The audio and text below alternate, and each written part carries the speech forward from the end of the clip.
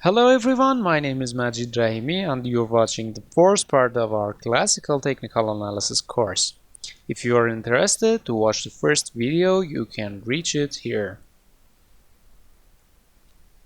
In this video, we will start talking about important reversal patterns in market, and we will get into one of the most important and mostly valid pattern by statistics, which is head and shoulders.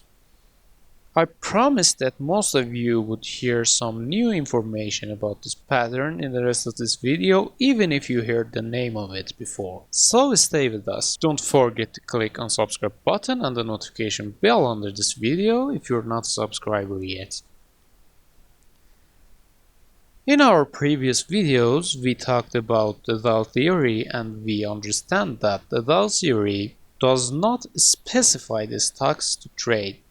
We can trade on average or choose a number of stocks, but it would be better to find a way to choose between them better ones. It would be great also if we can buy and sell before the Dow theory signals the bear market or bull market and make more profit.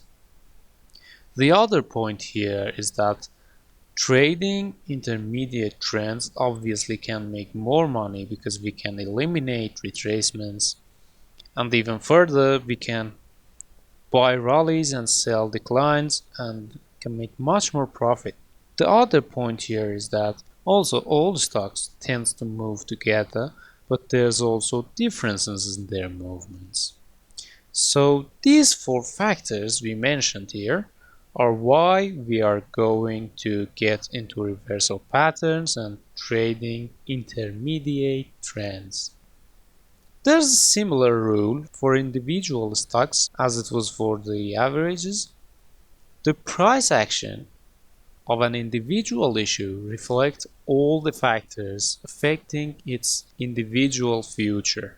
This simply means that the price of a stock considers all emotions, statistics, and other factors we mentioned before, and also the activities of insiders.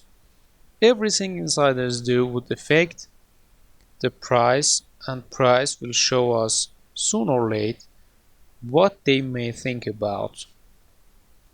Because if they want to buy or sell something, they do it in market and it changes the balance of supply and demand, so it would be detectable. Well, let's see what are important reversal patterns. Stock prices move in trends, like a car which is taking away, and sooner or later this trend is going to change its direction. Changing in direction of market prices make a recognizable pattern which we know as reversal formations. And this price change needs time. You can't stop a car in a road and turn it back to go in the opposite direction with the highest speed in a second. Let's see an example to understand what happens in market in a reversal formation. Imagine a large group of professional investors which want to buy shares of a company in a specific price, like for example 50, and they want to sell it in a higher level like 80. This group is large enough to affect the balance of supply-demand. Imagine the price of the share is now near their target. If this large group sells all of its shares in a fast moment, they cannot sell all of them in their target price because large supply amount will decrease the price and they don't want it to happen.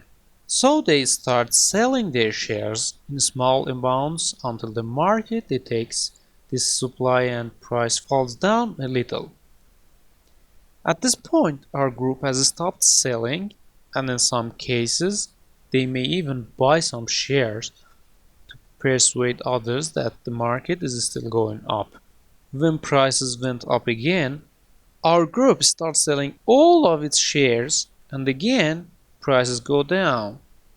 After this operation, price may go down to somewhere near the first decline, so some buyers who are waiting for a little reaction would buy shares from the last profit-taking traders, and then lack of demand will cause a fall in price, then maybe a pullback and decline will go on its own way.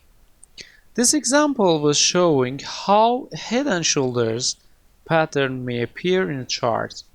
Most of you might know head and shoulders pattern by now, but how it works and why it is one of the most credited reversal patterns might be a question for you till now. In this video we introduced head and shoulders pattern, but we didn't talk about the ways we can recognize it, and we didn't mention objective calculations for its targets and so on. In next video we are going to discuss more about this pattern. So if you enjoyed this video, stay with us in next video. Thanks for watching, have a good time, and bye.